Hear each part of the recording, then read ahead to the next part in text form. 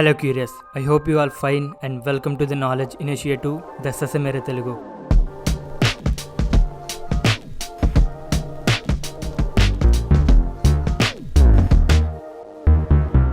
ఈ love gospel అనే channel వారు జీసస్ క్రీస్తు చరిత్రలో ఉన్నాడు అని, చరిత్రలో యేసుక్రీస్తు ఎగ్జిస్టెన్స్కి non biblical scriptures and archaeological ఆధారాలు చూపించారు. అయితే ఆ ఆధారాలు ఎంతవరకు నిజం, జీసస్ క్రీస్తు అనే ఒక పర్సన్ హిస్టరీలో ఉన్నాడు అని ఒప్పుకోవడానికి ఆ ఆధారాలు ఎంతవరకు సరిపోతాయి అనే విషయాలను అనాలిసిస్ చేసి ఏది నిజం ఏది నిజం కాదు అని నిరూపించడమే ఈ వీడియో యొక్క ముఖ్య ఉద్దేశం. అయితే ఈ వీడియోకి ప్రీవియస్ పార్ట్లో ఆల్రెడీ కొన్ని విషయాలను డిబంక్ చేసేసాం. అయితే ఈ లవ్ గాస్పెల్ వారు యేసుక్రీస్తు పుట్టింది 180లో అని, ఆయన పుట్టుక చరిత్రను విభజించింది అని, ఇప్పుడు మన చరిత్రను కొలవడానికి ఈ AD BCలను వాడుతున్నామని ఈ విషయాన్ని చూపించి ఇంతకంటే ఎవిడెన్సా అన్నట్టు చెప్పారు. అలాగే ఈ లవ్ గాస్పెల్ వారు పుట్టుక చరిత్రను విభజించింది. కొందరేమంటారంటే అది జీసస్ కి సంబంధం లేదు, దాన్ని మార్చి BCEగా లేదా CEగా చదవాలి అనుకుంటారు. బిఫోర్ కామన్ ఎరా లేదా కామన్ ఎరా అని చెప్పి ఎలా చదివినా ఆ కామన్ ఎరా అనేది ఎక్కడి నుంచి వచ్చింది? ఆ కామన్ ఎరా కూడా క్రీస్తు జననం. కాబట్టి క్రీస్తు జననమే BCE CE అయినా AD BC అయినా గానీ చరిత్రను విభజించేది ఆ కామన్ ఎరా అనేది యేసుక్రీస్తు. ఇలాంటి ఒక బ్రెయిన్లెస్ ఎవిడెన్స్ తో ఈ లవ్ గాస్పెల్ వారు కథలు స్టార్ట్ చేశారు. అయితే మన ప్రీవియస్ పార్ట్ లో ఆల్రెడీ ఈ విషయాలన్నీ డిబంక్ చేసి ఈయన చెప్పిన చాలా విషయాలు బోగస్ అని తేల్చేశాం. నిజానికి యేసుక్రీస్తు పుట్టింది 180లో కాదు అని most of the scholars confirm చేసిన దాని ప్రకారం 4 to 6 BC ఆ టైంలో యేసుక్రీస్తు పుట్టి ఉంటారన్న విషయం యాక్సెప్టెన్స్ లోకి వచ్చింది. మన దగ్గర ఉన్న ఆధారాల ప్రకారం ఇదే నిజం. అలాగే ఇదే పెద్ద మనిషి ఫ్లావియస్ జోసెఫస్, పబ్లియస్ కొర్నేలియస్, సూంటోనియస్, సెల్సస్ అనే హిస్టోరియన్స్ గురించి చెప్పి ఈ హిస్టోరియన్స్ అందరూ యేసుక్రీస్తు గురించి వాళ్ళ పుస్తకాల్లో వివరించారని చెప్పాడు. అయితే ఇక్కడ ఒక ఇంట్రెస్టింగ్ విషయం చూపిస్తాను చూడండి. సెల్సస్ అనేటువంటి వ్యక్తి 2వ శతాబ్దానికి చెందినటువంటి ఒక చరిత్రకారుడు. సెల్సస్ ఒక తత్వవేత్త, ఒక సైంటిస్ట్ కూడా. ఈయన క్రైస్తవులకు గాని క్రైస్తవానికి గాని పూర్తి విరోధి, పూర్తి వ్యతిరేకుడు కూడా. వ్యతిరేకించడానికి, విమర్శించడానికి ఆయన చాలా రీసెర్చ్ చేసి అధ్యయనం చేసి యేసుక్రీస్తు అనేవారు ఉన్నారు అని, కన్యకు పుట్టారు అని, ఈజిప్టులో ఆయన విద్య నేర్చుకున్నాడు అని వ్రాశాడు. విన్నారు కదా, ఈ సెల్సస్ అనే హిస్టోరియన్ యేసుక్రీస్తును విమర్శించాడని చెప్పాడు. అలాగే ఇదే సెల్సస్ అనే వ్యక్తి ఎంతో రీసెర్చ్ చేసి పరిశోధన చేసి తను రాసిన ద ట్రూ వరల్డ్ అనే పుస్తకంలో యేసుక్రీస్తు గురించి చెప్పాడు అని ఈ లవ్ గాస్పెల్ వారు చెప్పారు. ఇక్కడి వరకు అంతా కరెక్టే. కానీ ఈ సెల్సస్ అనే వ్యక్తి యేసుక్రీస్తు గురించి చెప్పిన విషయాలు మాత్రం పూర్తిగా వేరు. యేసుక్రీస్తు ఒక ఇల్లిజిటిమేట్ చైల్డ్ అని, అంటే 2 పెళ్లి కాని వారికి పుట్టాడని, ఈజిప్ట్ వెళ్ళి అక్కడ ఒక సర్వెంట్గా పనిచేస్తూ సార్సరీ, మిరాకులస్ పవర్స్ నేర్చుకుని ఇక్కడికి వచ్చి దేవుడు, సన్ ఆఫ్ గాడ్ అని చెప్పుకుంటున్నాడని, ఇలాంటి చాలా విషయాలను ఈయన నెగిటివ్గా చెప్పాడు. ఒక మాటలో చెప్పాలంటే యేసుక్రీస్తు దేవుడు కాదు, మాయలు మంత్రాలు నేర్చి నేను దేవుణ్ణి అని చెప్పుకుంటున్న ఒక సన్యాసి అని ఈ సెల్సస్ చెప్పాడు. తను రాసిన పుస్తకంలో కూడా ఈ విషయాలను వివరించాడు. కానీ ఈ లవ్ గాస్పెల్ వారు మాత్రం ఏం చెప్పారు? యేసుక్రీస్తు అనేవారు ఉన్నారు అని, కన్యకు పుట్టారు అని, ఈజిప్టులో ఆయన విద్య నేర్చుకున్నాడు అని వ్రాశాడు. సో చూసారుగా విషయాన్ని ఎంత పాజిటివ్గా మార్చి చెప్పారో. అయితే జీసస్ క్రీస్తు బర్త్నే ఈ సెల్సస్ అక్రమ సంతానం అని కూడా చెప్పాడు. కానీ ఈ లవ్ గాస్పెల్ వారు మాత్రం సెల్సస్ వర్జిన్ బర్త్ గురించి చెప్పాడు అని మార్చి చెప్పారు. అయితే ఇక్కడ ప్రాబ్లం ఏంటంటే ఈ ఫ్లావియస్ జోసెఫస్, పబ్లియస్ కొర్నేలియస్, సూంటేనియస్, సెల్సస్ అనే హిస్టోరియన్స్ వీళ్ళంతా హిస్టరీలో ఉన్న జీసస్ క్రీస్తు అనే ఒక పర్సన్ గురించి చెప్పారు. ఆ పర్సన్ ఉన్నాడని, ఆయన మాయలు చేస్తున్నాడని వివరించారు. సో యెషువా అనే ఒక పర్సన్ చరిత్రలో ఉన్నాడు అని ఒప్పుకుందాం. కానీ ఇదే యెషువా అనే పర్సన్ రియల్ జీసస్ క్రీస్తు అని, ఈయనే దేవుడు అని, ఆయన వర్జిన్ బర్త్కి, రిసరెక్షన్కి చేసిన మిరాకిల్స్కి still no any strong evidence. కాబట్టి ఇవాళకి కూడా ఇలాంటి అనాన్సర్డ్ క్వశ్చన్స్ పట్టుకొని యేసుక్రీస్తు ఒక సన్యాసి అని, ఆయన మరణం తర్వాత ఆయన్ని బిలీవ్ చేసిన వారు ఈ గాస్పల్స్ ఆ యేసుక్రీస్తుని దేవుణ్ణి చేశారని ఒక బలమైన వాదన కూడా ఉంది. అండ్ మరొక ప్రాబ్లం ఏంటంటే ఈ లవ్ గాస్పెల్ వారి లాంటి వాళ్ళు విషయాలను మార్చి చెప్పడం. ఫర్ ఎగ్జాంపుల్ ఈ సెల్సస్ అనే వ్యక్తి యేసు గురించి చెప్పింది ఒకటైతే ఈ లవ్ గాస్పెల్ వారు చెప్పింది ఇంకొకటి. కాబట్టి ఇది ఒక క్లియర్ ఎవిడెన్స్ అనుకోవచ్చు. ఇలా వీళ్ళు నమ్మిన విషయాలు నిజాలు అని నిరూపించడానికి ఎంతకైనా తెగిస్తారు అని చెప్పడానికి నిజంగా ఇది ఒక క్లియర్ ఎవిడెన్స్. కాబట్టి ఈ వీడియో చూస్తున్న వారు జాగ్రత్తగా గమనించండి. కాలానుగుణంగా గాస్పెల్స్ రాసి ఆయన శిష్యులం అని చెప్పుకున్నవారు, యేసుక్రీస్తును నమ్మినవారు, యేసుని గురించి ప్రచారం చేసి ఉన్నవి లేనివి చెప్పి ఆయన్ను దేవుణ్ణి చేశారు అని ఇప్పుడు ప్రపంచంలో ఉన్న ఒక వాదన. అండ్ ఆ వాదన నిజమై ఉండొచ్చు అనడానికి ఈ లవ్ గాస్పుల్ వారే ఒక లేటెస్ట్ ఎగ్జాంపుల్. కాబట్టి beware of this kind of misguidances. And అప్పుడే అయిపోలేదు, ఇంకా ఈ లవ్ గాస్పుల్ వారు చెప్పిన ఆర్కియోలాజికల్ ఎవిడెన్సెస్ కూడా డీబంక్ చేసి ఇంకొన్ని ఇంట్రెస్టింగ్ విషయాలను గురించి తెలుసుకుందాం. ఈ లవ్ గాస్పుల్ వారు చెప్పిన మరొక రిటన్ ఎవిడెన్స్ బాబిలోనియన్ తల్ముద్. ఈ బాబిలోనియన్ తల్ముద్ అనేది collection of writings 3rd and 6th centuries. ఆ మధ్యలో ఎవరో జూయిష్ స్కాలర్స్ రాసిన రైటింగ్స్ ని రావేషి, రవీనా అనే 2 బాబిలోనియన్ సేజెస్ కలెక్ట్ చేసి దానికి బాబిలోనియన్ తల్ముద్ అని పేరు పెట్టారు. ఈ లవ్ గాస్పుల్ వారు చెప్పినట్టు ఇది పెద్ద ఎవిడెన్స్ ఏం కాదు. బైబిల్ ఒక ఇంగ్లీష్ బుక్ అయితే ఈ బాబిలోనియన్ తల్ముద్ ఒక డిక్షనరీ లాంటిది. ఎందుకంటే బైబిల్లో అర్థం కాని చాలా విషయాలకు ఈ బాబిలోనియన్ తల్ముద్లో ఇంటర్ప్రిటేషన్స్ ఉంటాయన్నమాట. దీన్ని ఎవిడెన్స్గా చూపించడం కంటే చూపించకపోవడమే బెటర్. ఇలా క్రైస్తవులు కాని క్రైస్తవేతరులు, ప్రసిద్ధ చరిత్రకారులు యేసు ఉనికి గురించి ప్రదర్శించారు. యేసు గురించి చాలా విషయాలు చెప్తారండి. వాళ్ళు అలాగే చెప్తారు, ఎవరికి తెలిసింది వాళ్ళు చెప్తారు. కొంతమంది యేసు గొప్ప కార్యాలు చేశాడని చెప్పారు, ఇంకొంతమంది యేసు ఒక మాయలోడని చెప్పారు. వాళ్ళందరూ చెప్పినవి కన్సిడర్ చేస్తే అసలు నిజంగా యేసు దేవుడా కాదా అనే డౌట్ వస్తుంది. And question remains the same. కాబట్టి ఇప్పుడు ఆర్కియాలజికల్ ఎవిడెన్సెస్ ఏంటో చూద్దాం. ముందుగా ఏదో బొల్ల అనే ముద్ర లాంటిది దొరికిందట. దీని మీద బెత్లెహేము అనే పేరు రాసి ఉంది.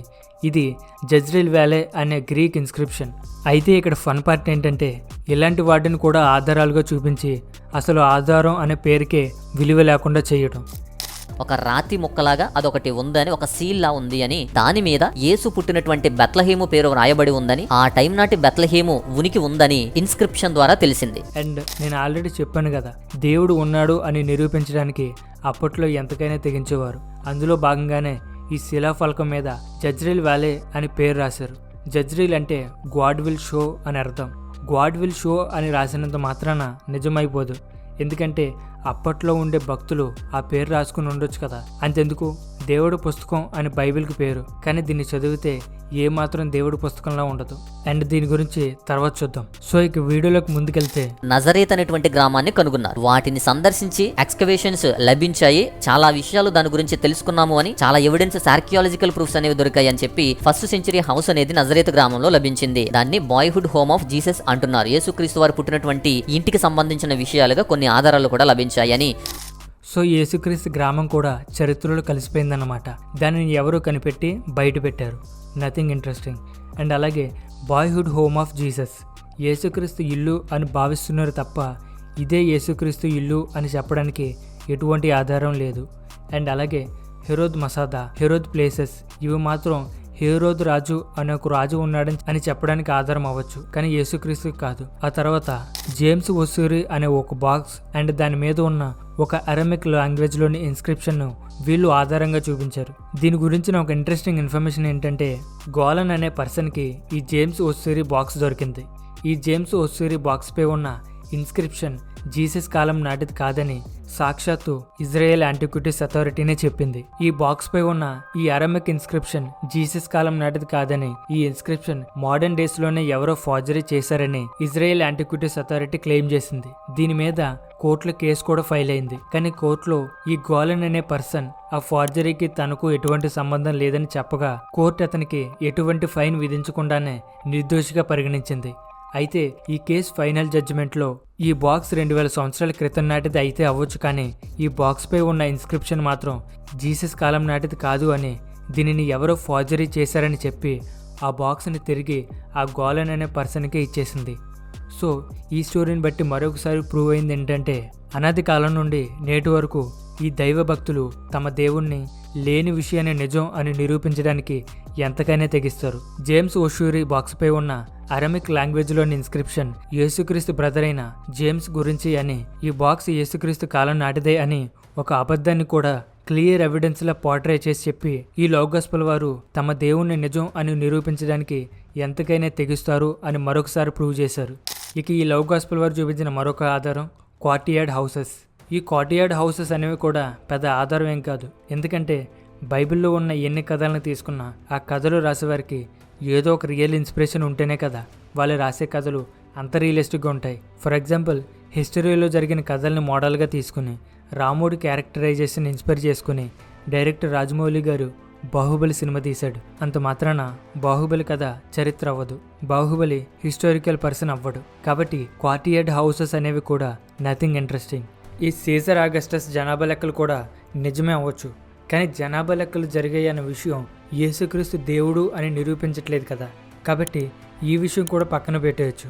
ఇకపోతే ఈ పాపిరస్ 904, ఆక్సిరింకస్ పాపిరస్ 255 అనే పాపిరస్ స్క్రిప్చర్స్ను డైరెక్ట్ ఎవిడెన్స్గా కాకుండా ముందు చెప్పిన వాటిలా అప్పటి కాలంలోని పరిస్థితులకు ఎవిడెన్స్గా తీసుకోవచ్చు. అలాగే ఈ లవ్ గాస్పుల్ వారు చూపించిన మరికొంతమంది హిస్టోరియన్స్ గురించి చూస్తే టెర్టులియన్ అనే చరిత్రకారుడు, ఇరేనియస్, జస్టిన్ మైటర్, ఇగ్నేషియస్, అరిస్టైట్స్ అనే ఇలాంటి హిస్టోరియన్స్ అంతా కూడా జీసస్ క్రిస్ట్ గాడని, వర్జిన్ మేరీకు పుట్టాడని అని నమ్మిన వాళ్ళే. అయితే ఈ రోజుల్లో మన లవ్ గాస్పుల్ వారు ఎలాగో అప్పట్లో ఈ హిస్టోరియన్స్ అలాగా. కాకపోతే యూట్యూబ్ ఛానల్లో వీడియోస్ రూపంలో చెప్తే అప్పట్లో ఈ హిస్టోరియన్స్ అంతా పుస్తకాలు రాసి వాటికి హిస్టారికల్ రికార్డ్స్ అని పేరు పెట్టారు. కాబట్టి పెద్ద తేడా ఏం లేదు. హిస్టారికల్ ఎవిడెన్సెస్ అని ఇప్పుడున్న ప్రజలంతా ఈ లవ్ గాస్పుల్ వారు చెప్పిన ప్రతి విషయం నమ్మితే రేపు ఫ్యూచర్ జనరేషన్లో కూడా చూసారా మన పూర్వీకుడు ఎవరో లవ్ గాస్పుల్ అనే యూట్యూబ్ ఛానల్ పెట్టి యేసుక్రీస్తు చరిత్రలో ఉన్నాడు అని, యేసుక్రీస్తు దేవుడు అనేది నిజమని నిరూపించేశాడని, ఆ వీడియోస్ ఇప్పటికీ ఉన్నాయని కూడా ఇప్పటి జనరేషన్ లాగానే logical thinking, fact checking, truth seeking అనే ఇలాంటి ఇంటెలిజెంట్ ఎబిలిటీస్ లేకుండా మరొక జనరేషన్ కూడా గొర్రెలా తయారవుతారు. కాబట్టి మరొకసారి చెప్తున్నా, beware of this kind of misleading information. ఎందుకంటే ఈ లవ్ గాస్పుల్ వారు చెప్పినవన్నీ నిజాలు కావు.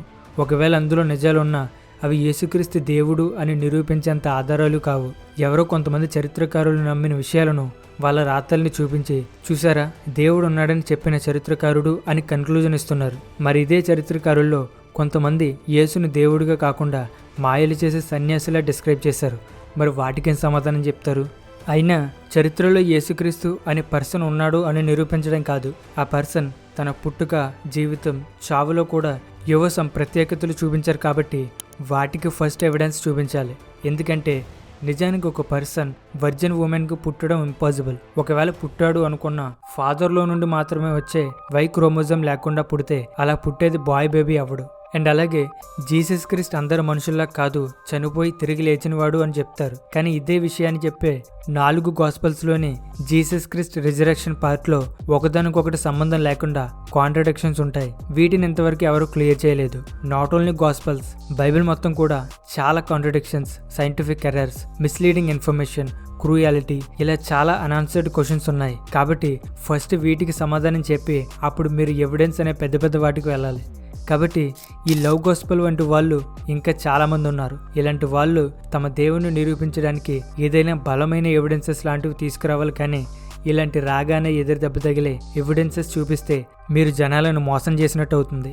జెనిసిస్లోని దేవుడు చేసిన సృష్టి క్రమాన్ని ఉన్నది ఉన్నట్టు చదివితే ఈ ఇమేజ్లో ఉన్నట్టు మన భూమి, సోలార్ సిస్టమ్ ఉండాలి. అండ్ అప్పట్లోని క్రిస్టియన్ మతమూర్ఖులు కూడా ఇదే నిజమని నమ్మేవారు. దీనినే భూకేంద్రక సిద్ధాంతం అని అంటారు. కానీ తర్వాత ఈ భూకేంద్రక సిద్ధాంతం తప్పు అని కోపర్నికస్ ప్రపోజ్ చేసిన సూర్య కేంద్రక సిద్ధాంతాన్ని గెలీలియో గెలీలీ అనే శాస్త్రవేత్త ప్రాక్టికల్గా నిరూపించినందుకు ఆయన్ని లైఫ్ టైం హౌస్ అరెస్ట్ చేశారు. గెలీలియోకి కళ్ళు కనిపించకుండా గుడ్డివాడిగా బాధపడుతున్న రోజుల్లో కూడా ఆయన్ని మతమూర్ఖులు వదిలిపెట్టలేదు. కాబట్టి బైబిల్లోని సృష్టి వివరణ అనేది సక్రమంగా ఉంటే గనుక ఒక గొప్ప శాస్త్రవేత్తకి అంత దారుణమైన పరిస్థితి వచ్చి ఉండేది కాదు. అయితే ఈ గెలీలియో గెలీలీ జీవితం ఒక ఉదాహరణ మాత్రమే. కానీ ఇలాంటి ఎంతకంటే దారుణమైన సంఘటనలు కూడా చాలానే చరిత్రలో జరిగాయి. మన ఫ్యూచర్ వీడియోస్లో వాటిని గురించి కూడా డిస్కస్ చేద్దాం. కాబట్టి ఈ విధంగా ఈ క్రిస్టియానిటీ అనేది కూడా మిగతా మతాలకు ఏమాత్రం తీసిపోకుండా చాలా అంటే చాలా ప్రమాదకరం. ఓల్డ్ టెస్ట్మెంట్లో ఉండే క్రూయాలిటీ ఈ క్రిస్టియాని గురించి అందరికీ తెలిసొచ్చాక నిజాలు బయటపడే కొద్దీ యేసుక్రీస్తు అని ప్రేమ, శాంతి, ఆత్మ, స్వర్గం అని ఇలా కాలానికి తగ్గట్టు రంగులు మార్చుకుంటూ వచ్చింది. అయితే మన శాస్త్రీయ ప్రపంచంలో దేనినైనా నిజం అని నిరూపించాలి అంటే ఒకటి డైరెక్ట్ ప్రూఫ్ అయినా ఉండాలి, లేదా ఆ విషయం నిజం అని నమ్మేలా ఎవిడెన్స్ అయినా ఉండాలి. మన యూనివర్స్ 13.8 బిలియన్ ఇయర్స్ పుట్టిందని బిగ్ బ్యాంగ్ థియరీ చెప్తుంది. ఈ బిగ్ బ్యాంగ్ థియరీ నిజమని చెప్పడానికి యూనివర్స్ ఎక్స్పాన్షన్ రేట్ అని, హబుల్ లా అని, సిఎంజీ అంటే కాస్మిక్ మైక్రోవేవ్ బ్యాక్గ్రౌండ్ అని ఇలాంటి క్లియర్ అండ్ స్ట్రాంగ్ ఎవిడెన్సెస్ ఉన్నాయి. అలాగే ఒకప్పుడు మనిషికి, చింపాంజీలకు ఒక కామన్ యాన్సెస్టర్ ఉండేదని, ఎవల్యూషన్లో భాగంగా ఈరోజు మనిషి ఇలా పరిణామం చెందాడని చెప్తే ఆ రోజుల్లో డార్విన్పై కూడా ఇలాగే తిరుగుబడి చేసింది ఈ మూర్ఖపు మతం. నిజానికి ఈ బిగ్ బ్యాంగ్ మరియు డార్విన్ ఎవల్యూషన్ సిద్ధాంతాలకు క్లియర్ అండ్ స్ట్రాంగ్ ఎవిడెన్సెస్ ఉన్నాయి. కానీ ఈ మత మూర్ఖులు వీటిని ఆధారాలుగా ఒప్పుకోరు. కానీ వీళ్ళు నమ్మే దేవుడి విషయంలో మాత్రం చిన్న శిలాఫలకం మీద గాడ్ విల్ షో అని రాసుంటే మాత్రం దానిని యేసుక్రీస్తు దేవుడు అని నిరూపించే ఆధారంగా కన్సిడర్ చేసి యూట్యూబ్లో వీడియోలు చేస్తారు. కాబట్టి ఇలాంటి విషయాలు నమ్మేటప్పుడు కొంచెమైనా కామన్ సెన్స్ అనేది వాడాలి. ఒక శాస్త్రవేత్త పరిశోధన చేసి పరిశీలించి ఒక విషయాన్ని మ్యాథమెటికల్గా ప్రూవ్ చేస్తే ఈ మతమూర్ఖులు నమ్మరు. కానీ ఎవడు రాశాడో తెలియదు, ఎప్పుడు రాశాడో తెలియదు. బైబిల్లో ఉంది కాబట్టి ఇది నిజం అని ప్రతి విషయాన్ని నెత్తిన పెట్టుకోవడమే. కాబట్టి ఈసారి ఏదైనా ఎవిడెన్సెస్ కోసం వెళ్లే ముందుగా మీరు ఒక విషయాన్ని నమ్మేసి ఆ నమ్మకాన్ని మీకు దొరికిన రాయి మీద, గోడ మీద, శిలా ఫలకాల మీద రుద్దేసి ఆ రాయి మీద దేవుడి పేరుంది కాబట్టి అది దేవుడికి ఆధారం అని చెప్పకూడదు. This is an utterly a wrong way of proving something. So ఈ వీడియోకి కన్క్లూజన్ ఏంటంటే బైబిల్కు ఆధారాలు వెతకడానికంటే ముందు ఈ యూనివర్స్ గురించి, మనిషి గురించి, ఇంకా మనకు తెలియని చాలా విషయాల గురించి మన శాస్త్రవేత్తలు ఎన్నో విషయాలు కనిపెట్టి మనకు ఎంతో నాలెడ్జ్ని సంపాదించి పెట్టారు. కాబట్టి ఫస్ట్ మన ట్రూ నాలెడ్జ్ గురించి తెలుసుకుందాం. వన్స్ మీరు ఈ ట్రూ నాలెడ్జ్ అంటే ఏంటో తెలుసుకున్నాక మళ్ళీ ఇలాంటి మత గ్రంథాల వైపు మీరు తిరిగి చూడరు. So thank you so much for watching this video and see you in the next video. Until then stay curious.